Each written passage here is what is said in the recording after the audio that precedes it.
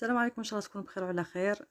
مبروك العواشر، بدينا نوجدوا رمضان ان شاء الله، ربي يدخل علينا بالصحه والهنا. حبيت نجيب لكم اليوم وصفه تاع الشبح الصفراء، معروفه بزاف في قسنطينه. نعطيكم المقادير تاعها مضبوطه. عندنا 3 مكونات فقط. عندنا 3 كيلات لوز مرحي بكيله ناقصه صبع سكر، وعندنا البيض الاصفر تاع البيض اللي نلموا به العجينه. هذا مكان المهم تكون المقادير مضبوطه فقط. انا هنا من بعد ما لميتها العجينه باش ما نطولش عليكم الفيديو، هذا البيض اللي بقى لي من بعد نقليو به، واللي يبقى نديرو به كشماكات وحاجه واحده اخرى. المهم هي خدات لي بزاف البيض داتني واحد 19 حبه، بصح كان البيض تاعي صغير. المهم انا استعملت تقريبا 2 كيلو تاع لوز، على هذيك دات لي بزاف.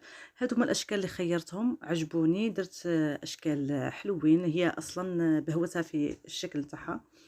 درت الاشكال حطيتهم وجدتهم من جهه، من بعد نحطهم في بياض البيض، نحطهم فوق البابي، نشفهم مش بزاف، نشفهم ونقليهم. القليه الاولى ما نخليهمش يحمروا، خلاص نقليهم، نعاود نحيهم، نزيد نعاود نغمسهم في البيض، في بياض البيض، ونعاود نشفهم ونقليهم، ونشوفوا مع بعضنا كيفاش يخرجوا لنا.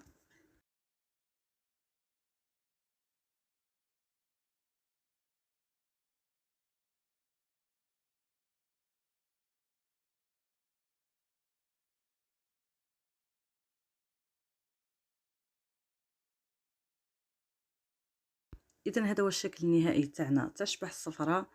انا وجدت لي بواط هادو، يعني بنيه اني نبيع. اللي راهي مهتمه تتواصل معايا، خاصه اللي يسكنوا هنايا في ليون. نشوفوا مع بعضنا كيفاش القوام تاعها جات هايله وطريه. كيله مضبوطه، جربوها وقولوا لي ان شاء الله تعجبكم الوصفه. ان شاء الله مبروك رمضانكم، مبروك عواشركم، ونتلاقاو في الوصفه الجايه ان شاء الله.